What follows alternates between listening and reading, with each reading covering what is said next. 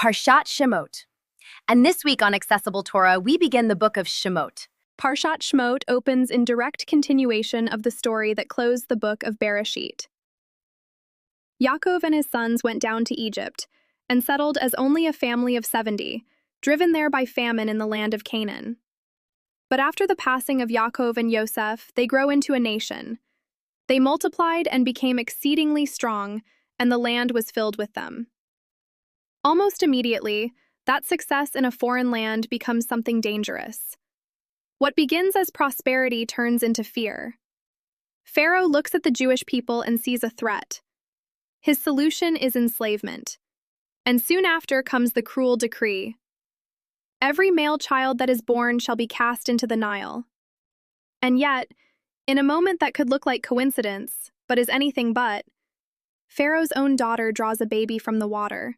From inside Pharaoh's house itself, the child who will one day lead Bnei Yisrael out of Egypt is saved. Later in his life, Hashem reveals himself to Moshe in the burning bush. He gives Moshe a mission to go, to speak, before Pharaoh and before the Jewish people, and Hashem equips him with signs and wonders to support that mission. But alongside all the open and hidden miracles that accompanied Moshe from the moment he was born, Moshe voices something deeply human.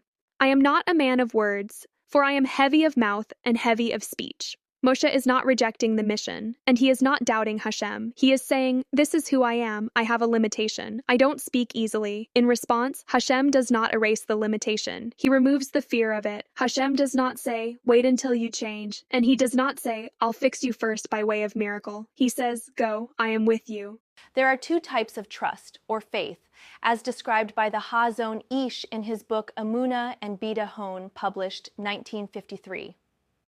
Emunah is knowing that Hashem may perform miracles, open obvious ones like turning Nile water to blood, and hidden ones like Moshe being saved by none other than Pharaoh's daughter, and all of the other seemingly amazing coincidences that led Moshe and the Jewish people to their miraculous existence throughout history. Bidahon is our willingness to walk forward inside that process, with no promise of any fantastic miracle. Even when we feel heavy of mouth, even when there are fears, hesitations, or a sense that we're not quite adequate or ready, we are now in the days known as Shovavim, a unique period in the Jewish calendar.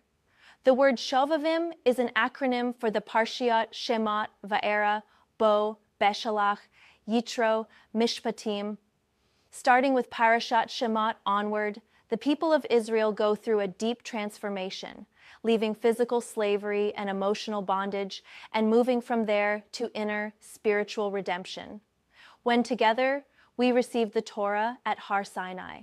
And that's why these weeks are traditionally seen as a powerful time for personal work, not only to remind us of the historical, geographical, physical constraints, but to leave our own inner constraints, habits, fears, and the thought that the time hasn't come yet because we're not ready.